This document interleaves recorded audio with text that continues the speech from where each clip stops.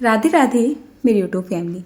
आज आप सभी के लिए लेकर आई हूँ होटल रेस्टोरेंट स्टाइल एक बहुत ही ज़्यादा शुद्ध सात्विक सिंपल सी थाली की एक आसान सी रेसिपी, जिसको मैं बनाऊंगी बिना लहसुन बिना प्याज और बिना मिर्च मसालों के। मतलब मिर्च मसाले तो डालेंगे लेकिन बहुत ही कम। यहाँ पर मैंने 2 हिस्सा ले लिए हैं साबुत वाले उड़द, और यहाँ पर एक हिस्सा मैंने ले लिया है राजमा। आप चाहे मोटा राजमा ले लें या फिर बारीक वाला राजमा ले लें, जो भी आपके पास हो वो आप ले सकते हैं। यहाँ पर ये बनने जा रही है दाल मखनी। अब इन दोनों ही चीज़ों को हमें कुछ घंटे पहले भिगोना होता है ताकि ये अच्छे से फूल जाए। तो मैंने करीब 4 से 5 घंटे पहले इनको धो के और भिगो के रख दिया था। 4-5 घंटे में अच्छे तरीके से फूल जाते हैं। फूलने के बाद जिस टाइम हमें इनको उबालना होता है तो उससे पहले जिस पानी में हमने इनको भिगोया था वो पानी आप हटा दें और इसमें एकदम फ्रेश पानी ले लें। उसके बाद मैंने यहाँ पर चूल्हे को ऑन कर दिया है और इसको उबलने के लिए छोड़ दिया है। मैं चाहती तो इसको कुकर में भी उबाल सकती थी, लेकिन मैं आपको बताऊं, खुले में बनाया गया खाना और कुकर में बनाया गया खाना दोनों में बहुत ज़्यादा फ़र्क हो जाता है। कुकर का खाना कितनी बार नुकसान भी दे जाता है, भले ही जल्दी से बन जाए, और उतना टेस्टी नहीं बनता है जितना खुले बर्तन में बनाया जाता है। आप इसको एकदम धीमी आंच करके कम से कम 2 घंटे के लिए उबलने के लिए छोड़ दो, तो वो धीरे धीरे बनता रहेगा और उसमें ऑटोमेटिकली टेस्ट भी बनता रहेगा। साथ में मैंने यहाँ पर मीठा कद्दू बोला जाता है जिसको, या हमारे यहाँ पर इसको पेठा भी बोला जाता है, वो ले लिया है। ये कच्चा था तो इसको मैंने छिलकों के साथ ही कट कर लिया है। बीज का जो इसका बीज वाला हिस्सा होता है ना, उसको आपको काट के साइड में निकाल देना है। कुकर में बनाएंगे इसको, तो यहाँ पे मैंने थोड़ा सा सरसों का तेल डाला, मेथी के दाने डाले, थोड़ा सा हींग और थोड़ी सी सूखी मिर्च डाल दी है। तड़के को अच्छे से चटक जाने दिया है। और उसके बाद जो मैंने मीठा कद्दू या पेठा काटा था, मतलब इसको मैंने धो ही लिया था, वो यहाँ पे डाल दिया है। बेसिकली इसमें बहुत ही हल्के हल्के से हल्दी नमक मिर्च जाते हैं, तो मैंने यहाँ पर थोड़ा सा हल्दी पाउडर, नमक, मिर्च और थोड़ा सा जो है धनिया पाउडर डाल दिया है। जो भी रेसिपी मैं आपके साथ शेयर करती हूँ वो अपने तरीके से ही शेयर करती हूँ ज़्यादातर। मतलब ये नहीं है कि किसी की रेसिपियाँ होती है मैं कहीं से सीख के इनको बना रही हूँ। जिस खाने को मैं अपने तरीके से जैसे भी बनाती हूँ वही तरीका आपके साथ शेयर कर देती हूँ। वैसे बहुत ज़्यादा सुपर टेस्टी बनता है और अच्छा बनता है। उसके बाद मैंने कुकर का ढक्कन लगा दिया है, गैस का फ्लेम धीमा कर दिया है और 2-3 सीटी आ जाने देते हैं। कढ़ाई में मैंने यहाँ पर बहुत थोड़ा सा घी डाला है, साथ में मैंने यहाँ पर थोड़ी सी ये सेवइयाँ ले ली हैं। तो यहाँ पर मैं बनाऊंगी सेवइयों की खीर, या सिंपली जो बोला जाता है मीठी सेवइयाँ। जब भी अचानक से कुछ मीठा खाने का मन करता है, मेरे घर में बहुत ज़्यादा बनाई जाती है और ये होम मेड ही है, बाज़ार की नहीं है, जिसकी एक वीडियो भी मैंने आपके साथ शेयर की है। इसको मैंने मशीन से घर पर ही बनाया था। उस मशीन का जो लिंक है मैं प्रोडक्ट टैग में मेंशन कर दूँगी, आप चाहे तो वहाँ पर जाकर उसको परचेज़ कर सकते हैं या उसके बारे में खोजबीन भी कर सकते हैं। अब मैंने यहाँ पर दूध डाल दिया है, तो दूध आप बाद में भी डाल सकते हैं। बाई चांस ऐसा हो जाता है ना कि आपकी जो सेवइयाँ हैं ये ठीक हो गई है, जब ये बन जाती है तो ठीक हो गई है, तो आप बाद में भी दूध को डाल सकते हैं। जितनी मुझे ज़रूरत थी इतना दूध मैंने यहाँ पे डाल दिया है और इसको उबल जाने देते हैं या अच्छे से पक जाने देते हैं। इसी बीच में मुझे ध्यान आया कि मुझे यहाँ पर अदरक और हरी मिर्च वाला पेस्ट चाहिए था।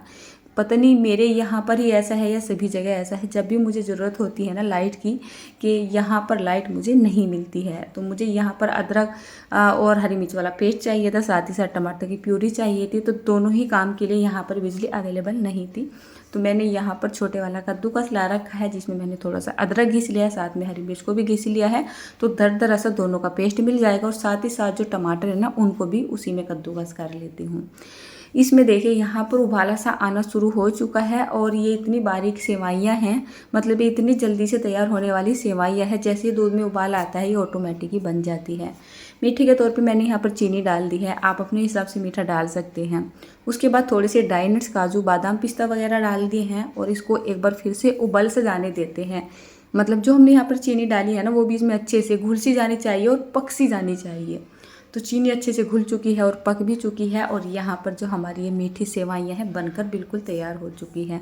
श्राद्ध के दिनों में हमारे यहाँ पर घर घर में बनती है ये, या जो कोई चावल कम खाना पसंद करता है वो पहले से ही श्राद्ध के लिए इन सेवइयों को बना के रख लेता है। कभी मीठी बना लेते हैं और कभी नमकीन बना लेते हैं। मेरे घर में भी वैसे ये डेली के डेली बनती है, चाहे मीठी बने चाहे नमकीन बने।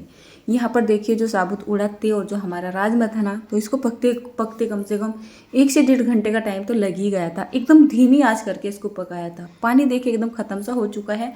जो हमारे उड़द थे वो एकदम गल के फूट चुके हैं और राजमा बिल्कुल बढ़िया परफेक्ट हो रहा है। यही बात होती है असली खुले में पकने वाली सब्जी की। कोई भी सब्जी बना लो खुले में बना के देखिए, बहुत टेस्टी बनती है एकदम पारंपरिक तरीके से। यहाँ पर मैंने कढ़ाई रख दी है, इसमें बहुत ही थोड़ा सा सरसों का तेल डाला, साथ में मैंने यहाँ पर बटर या फिर मक्खन डाला। ये मेरे घर का ही मक्खन है, आप चाहे तो मार्केट का इस्तेमाल कर सकते हैं। थोड़े से मैंने यहाँ पर जीरे के दाने डाल दिए हैं और साथ ही साथ मैंने यहाँ पर गरम मसाले के नाम पर तेज पत्ता डाला है, दालचीनी का टुकड़ा डाला है, 1 चक्रफूल डाल दिया है, 2 हरी मिर्च को तोड़ के डाला है, 2 सूखी मिर्च को तोड़ के डाला है और साथ ही साथ मैंने यहाँ पर हींग भी डाल दिया है। अब हमें गैस का फ्लेम एकदम हाई करना है और इसको हल्का सा पका लेना है। उसके बाद अदरक और हरी मिर्च वाला पेस्ट डाल देना है। अगर आप अपने घर में लहसुन प्याज खाते हैं तो लहसुन प्याज वाला पेस्ट भी यहाँ पे डाल सकते हैं और इसको अच्छा सा भून लेते हैं जब तक इसमें खुशबू सी आने लगती है और इसका कलर सा चेंज नहीं हो जाता है। साथ ही साथ मैंने यहाँ पर 3 टमाटर से ले लिए थे, 3 के आप 2 ही मान सकते हैं, मोटे मोटे साइज के 2 टमाटर थे जिसको मैंने कद्दूकस ही कर लिया था। उसके बाद यहाँ पर बेसिकली बहुत ही हल्के हल्के से हल्दी, नमक, मिर्च वगैरह डाल देते हैं। साथ ही साथ मैंने यहाँ पर थोड़ा सा धनिया पाउडर डाला और कसूरी मेथी डाल दी है। बस इतने मसाले ना काफ़ी हो जाएंगे। बाकी आप अपने हिसाब से दाल मखनी का मसाला भी डाल सकते हैं, गरम मसाला डाल सकते हैं, ये जो भी मसाला आप पसंद करते हो वो डाल सकते हैं। चना मसाला डाल लीजिएगा, मेरे पास था नहीं, अगर आप वो डाल लोगे तो सब्जी में 4 चांद ही लग जाएंगे, बट मेरे घर में इससे भी काम चल जाता है, ओनली इतने ही मिर्च मसालों से। इसको मैंने कवर करके 2 से 3 मिनट के लिए पका लिया था। इसमें तेल वगैरह अच्छे से रिलीज होकर ऊपर को आने लगा था, साथ ही साथ मसाला बढ़िया से पक के खुशबू दे रहा था, तो मैंने यहाँ पर थोड़ा सा पानी डाल दिया है। पानी मैंने यहाँ पर इसलिए डाला है क्योंकि जो मेरा राजमा है और जो उड़द है ना वो काफ़ी थिक हो चुके हैं और जब सब्ज़ी ठंडी हो जाएगी, यानी जो ये दाल मखनी है ना ठंडी हो जाएगी तो और भी ज़्यादा थिक हो जाएगी। तो मैंने यहाँ पर दाल मखनी की कंसिस्टेंसी को एडजस्ट करते हुए जो है पानी को डाला था। अच्छे से इसमें उबाल लगा लिया था और उबाल लगाने के बाद राजमा और साबुत उड़द को यहाँ पर डाल दिया है। ये दाल मखनी बनकर तैयार हो चुकी है क्योंकि ग्रेवी को मैंने अच्छे से पका लिया था, दाल वगैरह मेरी पहले से ही पक के तैयार थी। तो इसको बहुत ही हल्का सा पकने देते हैं कि इसमें उबाला सा आ जाए और सारे मसालों का टेस्ट हमारी दाल वगैरह में, राजमे वगैरह में अच्छे से जा सके। तो यहाँ पर देखिए और भी थोड़ी सी थिक हो चुकी है और साथ ही साथ इसका कलर कितना प्यारा आ चुका है। कोई भी काश्मीरी लाल मिर्च पाउडर का इस्तेमाल नहीं हुआ है, कोई भी कलर का इस्तेमाल नहीं हुआ, कुछ ज़्यादा मिर्च मसालों का इस्तेमाल नहीं हुआ है। फाइनली मैंने यहाँ पर थोड़ी सी मलाई को डाल दिया जो कि मेरे घर की है। आप चाहे तो यहाँ पर बाज़ार की क्रीम भी डाल सकते हैं। मैंने यहाँ पर घर के मक्खन का इस्तेमाल किया था। आप नॉर्मल मार्केट का मक्खन जिसको बटर भी कहा जाता है, अमूल वगैरह के आते हैं, वो भी डाल सकते हैं। मेरे पास अमूल का बटर रखा था लेकिन मैंने यहाँ पर घर का मक्खन डालना ज़्यादा ज़रूरी समझा। उसके बाद जो हमने मीठा कद्दू में तड़का लगाया था उसका ढक्कन खोल दिया है, इसका पूरा प्रेशर लगभग में ख़त्म होने दिया था। ये भी बहुत ही अच्छे से गल चुका है। वैसे तो इसको भी मैं खुले में ही बनाने वाली थी लेकिन मेरे पास टाइम ना बहुत ही ज़्यादा कम था, इसी वजह से मैंने इसको कुकर में बना लिया था। ठीक है ना, आप इसको भी खुले में बना के देखिए, ज़्यादा अच्छा लगता है। अगर आप इसको चाहते हैं मीठा बनाना तो आप यहाँ पर थोड़ा सा मीठा डाल के इसको वापस से पका लें तो वो मीठा बन जाएगा। बट आज घर वालों की डिमांड थी कि हमें ये नमकीन ही खाना है, बहुत ही हल्का हल्का सा मैंने इसको मैश कर दिया था। और ये हमारा जो मीठा कद्दू है या पेठा है या फिर सीताफल भी बोला जाता है हमारे इधर, और अक्सर श्राद्ध के दिनों में बहुत ज़्यादा बनाया भी जाता है, तो इसको भी मैंने बना लिया है। उसके बाद बारी आती है यहाँ पर सेवइयों की। ये हल्की सी ठंडी हो चुकी है, मुझे यहाँ पर और दूध वगैरह डालने की ज़रूरत नहीं पड़ी थी, इतनी ही दूध से काफ़ी मतलब वो बन के तैयार हो गई थी। अगर आपको ऐसा लगे आपकी सेवइयाँ थोड़ी बहुत ठीक हो रही है तो आप थोड़ा बहुत दूध बाद में भी डाल के इसको पतला सा कर सकते हैं। फाइनल यहाँ पर आ जाते हैं अपनी दाल मखनी के पास। तो देखिए आप और मुझे कमेंट करके ज़रूर बताइए, क्या यही टेक्सचर होता है रेस्टोरेंट वाली दाल मखनी का? भाई हम वैसे तो बाहर का खाना पसंद नहीं करते हैं जैसे मैंने बताया, लेकिन हाँ कभी कभार दूसरे तीसरे महीने में हमें खाना पड़ ही जाता है तो हम सबसे ज़्यादा ऑर्डर करते हैं या तो दाल तड़का करते हैं या फिर दाल मखनी करते हैं, है ना। कई टाइम खाते हैं ना तो ऐसा नहीं है कि दाल दाल खाते रहे, एक सब्जी और कर लेते हैं कोई सिंपल सी हल्की फुल्की सी। जैसे ही थोड़ा सा सब्जी का नाम चेंज होता है तो पैसों की तो अगर मैं बात करूँ ना तो दोगुनी हो जाती है, कीमत भी काफ़ी महंगी मिलती है। और मैं मतलब आप क्या बोलते हैं ना कि बड़े बोलने नहीं चाहिए, लेकिन हमें 2-3 साल हो चुके हैं होटल रेस्टोरेंट का खाना खाते खाते। दूसरे तीसरे महीने में जैसे कि मैंने कहा हम धाम दर्शन को जाते हैं ना 1-2 रात के लिए, तो वहाँ पे हमें खाना ही होता है।